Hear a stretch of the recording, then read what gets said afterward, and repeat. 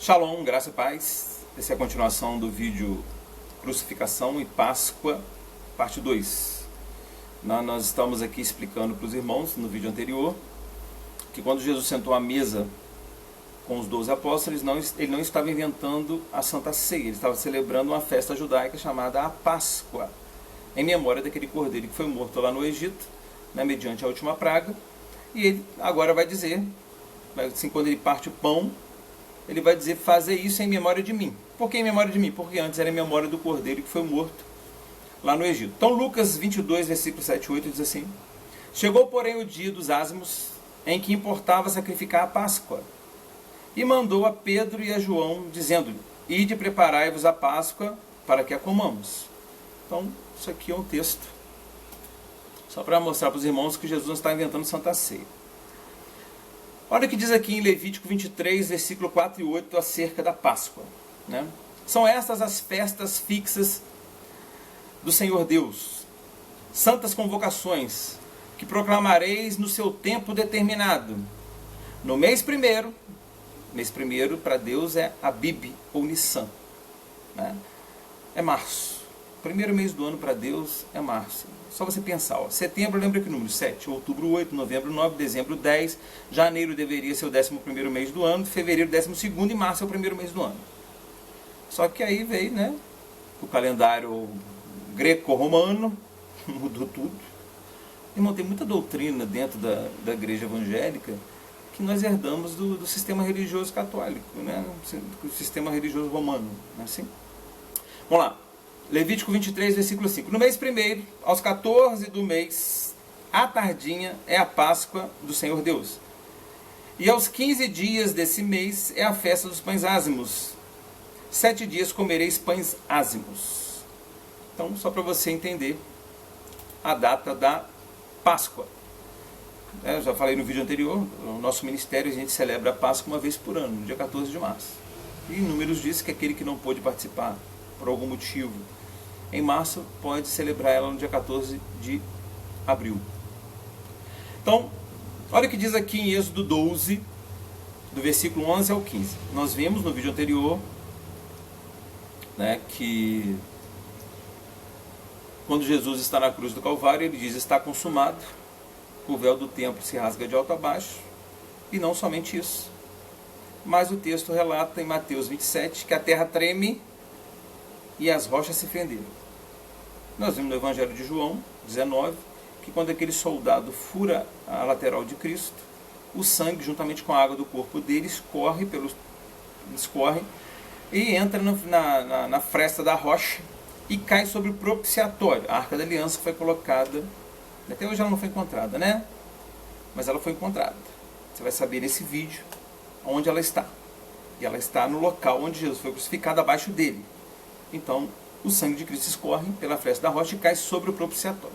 O interessante é que Deus só permitia aspergir o sangue dos cordeiros no propiciatório do lado esquerdo, porque o sangue de Cristo iria cair do lado direito, o único sangue, naquele lugar. É muito legal, por isso que a Bíblia é verdadeiramente a palavra de Deus, irmãos. Então, para você encontrar o vídeo 1, é só você botar assim: Capelão Alexandre, Crucificação e Páscoa, vídeo 1. Vamos lá. Êxodo 12, versículo 11 ao 15 diz assim: assim, pois, o comereis. Então, nós sabemos que a última praga foi a morte dos primogênitos. Então, tinha que passar o sangue do cordeiro em prol da porta das casas. Mas aí o anjo da morte passava por cima e não matava. Mas Deus orientou a Moisés, nós vimos isso no vídeo anterior, que não bastava só passar o sangue no umbral da porta das casas. Tinha que estar com o lombo cingido, cajado na mão, sapato nos pés, e não podia ter fermento na casa. Nós vamos ler isso aqui agora. Então lá, Êxodo 12, versículo 11 ao 15 diz: assim, pois, o comereis, no caso, a carne do cordeiro, vossos lombos cingidos, os vossos sapatos nos pés, o vosso cajado na mão, e o comereis apressadamente. Esta é a Páscoa do Senhor Deus. E eu passarei pela terra do Egito esta noite, e ferirei todo o primogênito na terra do Egito, desde os homens até os animais, e todos os deuses do Egito farei juízo. Eu sou Yahvé, ou Yahweh. Quando a gente fala aleluia, louvado seja Yahweh, é o nome do Criador, Aquele sangue vos será por sinal nas casas em que estiverdes. Vendo eu o sangue, passarei por cima de vós, e não haverá entre vós praga de mortandade, quando eu ferir a terra do Egito. E este dia vos será por memória. Que dia? Dia 14 de março. E celebrareis por festa a Yahweh nas vossas gerações. O celebrareis por estatuto perpétuo. 7 dias comereis pães ázimos. Ao primeiro dia tirareis o fermento das vossas casas. Nós vamos ver aqui que Deus agora vai começar a cobrar Moisés. Moisés fala para o povo tirar todo o fermento da casa. A casa que tiver fermento vai ser cortada da congregação de Israel. Mas por que Deus tinha tanto problema com o fermento? Ele fala isso no capítulo 12 todinho. Depois ele continua falando no capítulo 13 para tirar o fermento. Então nós vimos que não basta somente passar o sangue do cordeiro. Tem que estar com o cajado na mão, sapato nos pés, lombo cingido, né? E tem que tirar o fermento da casa. Lombo cingido, santidade. Cajado na mão, cajado serve para corrigir e guiar a ovelha, palavra. Né? Sapato nos pés, bota do evangelho. E ide, pregar o evangelho. Como eu disse no vídeo anterior, sendo o sal da terra, a luz do mundo, né? Sendo a vara ligada na videira que dá fruto, sendo a semente que caiu em boa terra que deu 30, 60, 100 por um. São 30, 60, 100 almas que Deus vai ganhar através da tua vida. Irmão, então cuidado, né?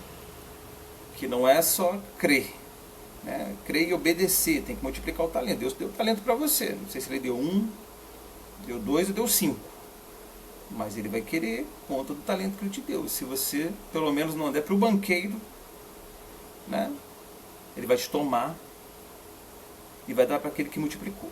Amém? Então leia Êxodo capítulo 12 e o capítulo 13, você vai ver que tem que estar nessas condições e não pode ter fermento na casa. Fermento, hoje nós temos o entendimento, né? O que Jesus disse aqui em Mateus 16. Mateus 16, versículos 6 a 11 diz assim: E Jesus lhe disse: Olhai e acautelai-vos do fermento dos fariseus e saduceus. Fariseus e saduceus, líderes religiosos. Pelo que eles arrazoavam entre si, dizendo: É porque não trouxemos pão? Aí Jesus disse, Mateus 16, versículo 1: Como não compreendeste que não vos falei a respeito de pães? Mas guardai-vos do fermento dos fariseus e dos saduceus. Então entenderam que não disseram que se guardasse o fermento dos pães, mas da doutrina dos fariseus e dos saduceus. Irmãos, a palavra de Deus é comparada com o pão ázimo. Ele não é bonito, é um pão chatinho, né? Duro. O fermento vem para deixar aquele negócio bonito, desejoso, mas aquilo vai te matar. O fermento são doutrinas do homem misturado à palavra pura e santa que sai da boca de Deus. E a Bíblia diz que não era para acrescentar nada na palavra de Deus. Aquele que falar, né, fale segundo os oráculos de Deus. Você falar segundo está escrito, não pode aumentar, não pode diminuir. Né? A Bíblia tem uma regra, eu já falei isso em outros vídeos, tem que usar a regra de interpretação. Por isso que quando o apóstolo Paulo diz em Efésios 4, que quando Jesus levanta pastores, evangelistas, ele levanta querendo o aperfeiçoamento dos santos para a obra do ministério, até que todos cheguem à unidade da fé. É uma fé única. Se o Espírito Santo de Deus é um, né? A Bíblia é a mesma. Como é que o Espírito Santo de Deus ia mostrar uma coisa para mim e mostrar para outro, cada um diferente? Não é, irmão. Está errado. É porque não usa a regra correta de interpretação. Né? Então eu só queria que você entendesse, né, que não basta ter a fé em Jesus Cristo. Né? Por isso que a porta é estreita, poucos vão entrar, muitos são chamados, poucos são os escolhidos. Né? Você tem que crescer na graça e no conhecimento, você tem que estar na condição da virgem prudente, tem que estar com reserva de azeite, que é a vida de santidade, tem que procurar se apresentar diante de Deus aprovado, como obreiro que não tem do que se envergonhar, que maneja bem a palavra da verdade. E tem muitos irmãos aí que estão no sistema religioso 10, 15, 20 anos, nem leu a Bíblia toda. Eu amo meu Jesus, eu amo meu Jesus. Quem é Jesus? Jesus é o Verbo, a palavra que se fez carne e habitou entre nós. Ele é o cavaleiro de Apocalipse 19, o nome dele é Palavra de Deus. Como é que Jesus vai acreditar que você ama ele se você não leu a palavra toda? Então vamos lá. Quando o rei Salomão construiu o templo de Salomão, ele colocou 2 colunas na frente do templo.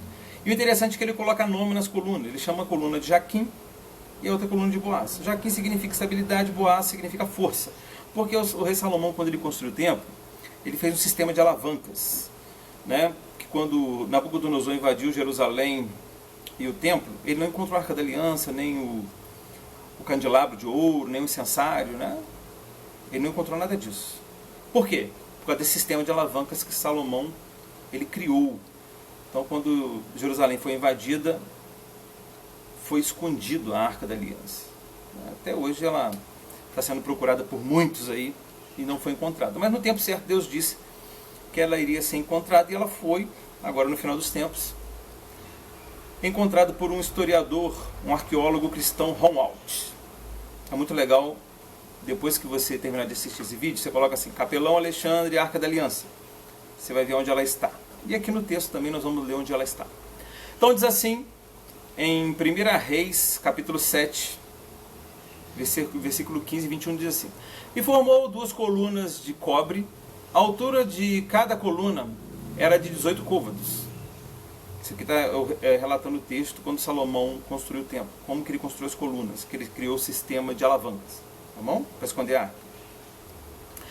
1 Reis 7, versículo 16. Também fez 2 capitéis de fundição de cobre para pôr sobre as cabeças das colunas, de 5 côvados. Era a altura de um capitel e de 5 côvados a altura do outro capitel. Versículo 21. Depois levantou as colunas no pórtico do templo, na frente do templo, e levantando a coluna direita, disse-lhe: põe-lhe o nome de Jaquim. Jaquim significa estabilidade. E levantando a coluna à esquerda, pôs-lhe o nome de Boaz. Boaz significa nele está a força. Então, Salomão colocou o nome das colunas porque ele fez o sistema de alavancas. Então nós vimos aqui em 1 Reis 7, do versículo 15 ao 21, que as colunas, a altura dos capitéis eram de 5 côvados. Depois, quando Nabucodonosor invade Jerusalém, destrói o templo, aí os capitéis vão estar com outra altura. Por que está com outra altura? Vou ler aqui. 2 Reis 25, versículo 17. A altura de uma coluna era de 18 côvados. E sobre ela havia um capitel de cobre, e da altura tinha o capitel 3 côvados. Mas não era 5? Porque agora está com 3. Porque foi acionado o sistema de alavanca para esconder a arca e os objetos de ouro do templo. Amém? Então, esse é um estudo muito legal. Eu já apresentei esse estudo em várias igrejas. E se você quiser que a gente apresente, é tudo no telão, tem as imagens, é muito legal, irmão, vale a pena. Só você chamar no Zap, tem a descrição aí do meu Zap, e eu posso apresentar isso lá na igreja onde você congrega com os irmãos. Então, Jeremias 52, versículo 21 e 22 diz assim: Quantas colunas, a altura de cada uma era de 18 côvados, e o fio de 12 côvados a cercava, e era a sua espessura de 4 dedos, e era oca, porque ele fez esse sistema de alavanca dentro ali da coluna. E havia sobre ela um capitel de bronze, e a altura do capitel era de 5 côvados. E a rede e as romãs ao redor do capitel, então isso não importa para a gente. Então, Salomão fez sistema de alavanca. Quando Nabucodonosor invadiu Jerusalém, ele não encontrou os objetos de ouro, porque foi acionado o sistema e elas foram levadas por debaixo da terra, embaixo do templo. Amém? Aí o que acontece? Lá em 2 Macabeus é um dos livros chamados apócrifos que tem na Bíblia Católica, na Bíblia de Jerusalém tem. Ali relata que Jeremias, ele vai e, sendo direcionado por Deus, esconde a arca em um certo local, numa caverna. Essa caverna onde Jeremias colocou a arca foi o local exato abaixo da crucificação de Jesus. Então, volto a repetir, assim que terminar esse vídeo, você vai, coloca assim, Capelão Alexandre, Arca da Aliança. Aí você vai assistir os vídeos sobre a Arca da Aliança, onde ela está. Mas diz aqui em 2 Macabeus 2, versículos 5 ao 8. No momento em que chegou, no caso de Jeremias, descobriu uma vasta caverna na qual mandou depositar a arca, o tabernáculo e o altar de perfumes, claro, do incensário. Em seguida tapou a entrada. Alguns daqueles que o haviam acompanhado voltaram para marcar o caminho com sinais, mas não puderam achá-lo. Quando Jeremias soube, repreendeu-os e disse-lhes que esse lugar ficaria desconhecido até que Deus reunisse seu povo e usasse com ele de misericórdia. E então revelará ao Senhor Deus o que ele havia encerrado, havia escondido com a arca. Nós sabemos que o povo judeu ficou disperso aí por mais de 1.800 anos, né? Somente em 1948, que foi restabelecido o Estado judeu, né? Isso bem retrata aquele Vale de Ossos Secos, sequíssimos. Pode só reviver? Se você ler Ezequiel 37 e 38, você vai perceber isso, né? Então, somente quando o povo voltasse e passasse mais um tempo, que é o tempo agora do fim, que está próximo à volta de Jesus, né? Eu vou estar fazendo aí um vídeo muito legal sobre Mateus 24. Eu fiz um, mas eu quis fazer muito rápido, eu vou fazer um com 2 vídeos, para ficar bem mais explicativo. Amém, irmãos? Então, isso está em 2 Macabeus 2, versículo 5 ao 8. E aí aqui, eu vou ler de novo o texto que a gente já leu, Mateus 27, 50 e 53, diz assim: E Jesus, clamando outra vez com grande voz, rendeu o espírito. E eis que o véu do templo se rasgou em 2, de alto a baixo, e tremeu a terra e fenderam-se as rochas. Agora olha o que diz em Levítico, é muito interessante, a palavra de Deus é tremenda, irmão. Levítico 16, versículo 14.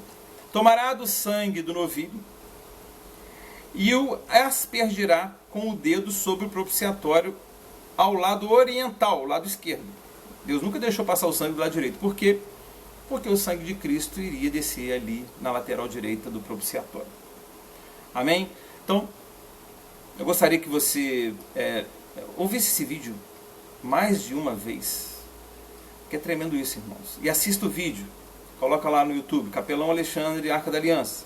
Tem um vídeo lá mostrando, né, o relato, o testemunho desse homem, do Romuald, que encontrou o lugar onde a Arca da Aliança se encontra. Então, quero pedir a você, se esforce para adquirir esse livro, né, O Nome do Criador e o Porquê da Salvação Vem dos Judeus. Tem muitos aí se dizendo judeus e não são, mas são sinagogas de Satanás. O livro por R$50, já com frete incluso, o frete incluso, né, chega na sua casa, vai junto com um DVD. Então, eu vou deixar aqui meu zap na descrição, mas anota aí, DDD 24 98837 6471, repetiu o telefone, DDD 24 98837 6471. Então espero que você tenha entendido que não basta só ter a fé em Jesus Cristo, né? Você tem que estar com o cajado na mão, lombo cingido, sapato nos pés, e não pode ter fermento na sua casa. Como Jesus disse em Mateus 16, o fermento significa doutrinas dos sistemas religiosos misturados à palavra. E se você tem esse fermento, você vai ser cortado da congregação de Israel. Amém? Então assista, se esforce para assistir todos os nossos vídeos. E lembre-se, busque em primeiro lugar o reino de Deus e a justiça de Deus. E as demais coisas Deus acrescentará em sua vida. O grande amor de Deus, a graça do nosso Senhor, esse Salvador Jesus Cristo, com a comunhão do Espírito Santo de Deus, esteja sobre todos nós, não só hoje, mas para todos sempre. Amém.